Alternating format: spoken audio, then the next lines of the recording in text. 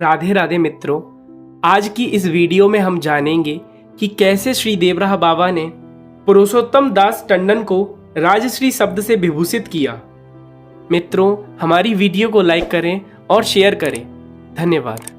राजश्री पुरुषोत्तम दास टंडन अपने समय का एक सुप्रसिद्ध नाम जिसे अधिकांश लोग जानते थे। एक समाज सेवी, तपस्वी एवं त्याग की भावना से ओतप्रोत राजनेता थे जिनको चाहने वालों में अपार श्रद्धा थी।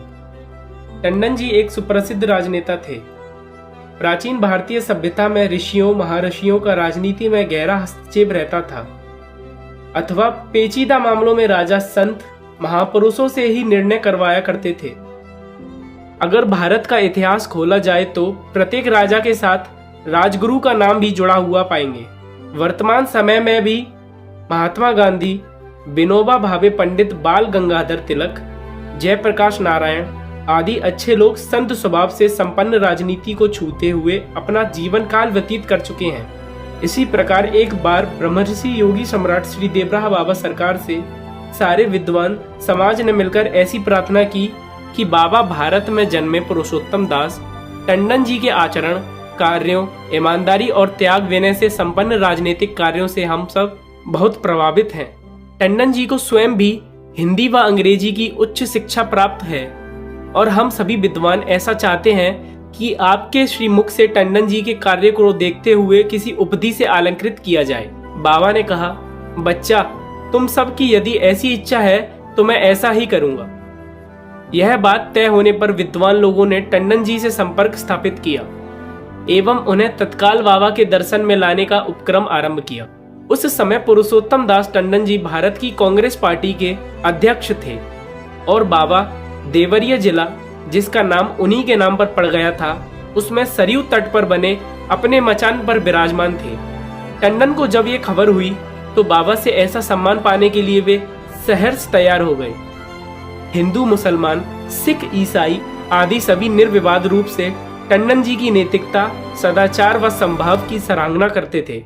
जगह जगह पर इस बात ने खूब प्रचार पकड़ लिया था कि बाबा टंडन जी को किसी उपाधि से विभूषित करने जा रहे हैं। निर्धारित दिन लाखों लोग जन समूह के रूप में यह देखने इकट्ठे हो गए कि बाबा टंडन जी को किस उपाधि से विभूषित करते हैं।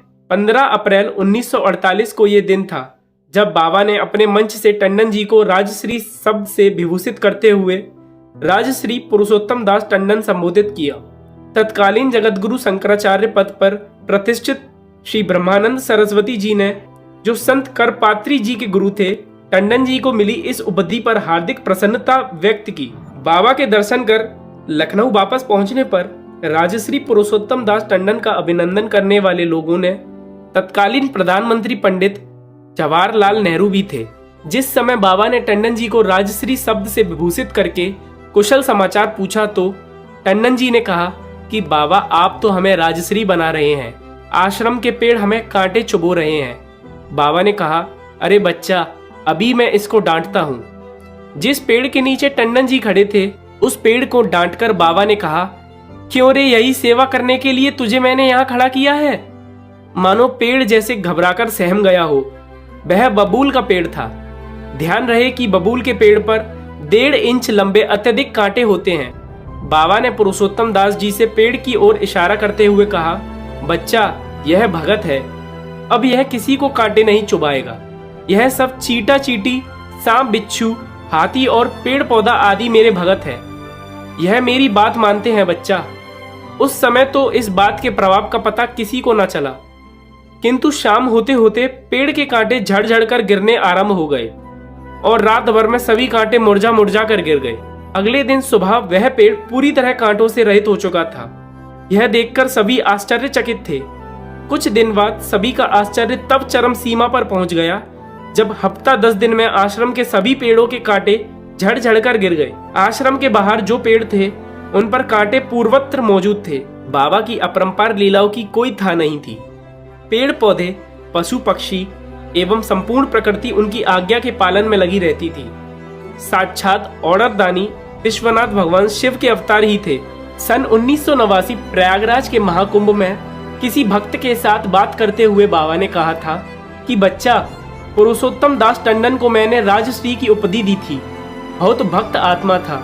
किंतु बच्चा भविष्य को ना जानने के कारण बहुत समय अच्छे लोग बहुत सारी गलतियां कर देते हैं, जिससे जीवन पर्यंत के कठोर परिश्रम में अर्जित हुई उनकी लोकप्रियता में बहुत भारी कमी आ जाती है। उसी प्रकार 1954 में पुरुषोत्तम दास टंडन कुछ मनमुटावों को लेकर कांग्रेस छोड़ना चाहते थे। उन्होंने मेरे सामने यह बात कही थी। मैंने कहा, बच्चा अभी चुप रह, ऐसी बोली मत बोलना, और बच्चा कुछ ही दिनों में उनका शरीर शांत हो गया। किंतु मृत्यु से पहले यदि वे कांग्रेस पार्टी छोड़ देते तो इससे उनके ऊपर कई प्रकार के प्रश्न उठने लगते।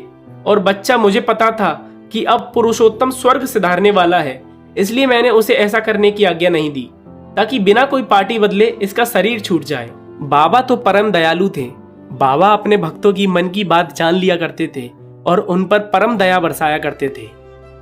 मित्रों, हमारी वीडियो को लाइक करें व शेयर करें और चैनल को सब्सक्राइब करें। राधे राधे। जय श्री राधे।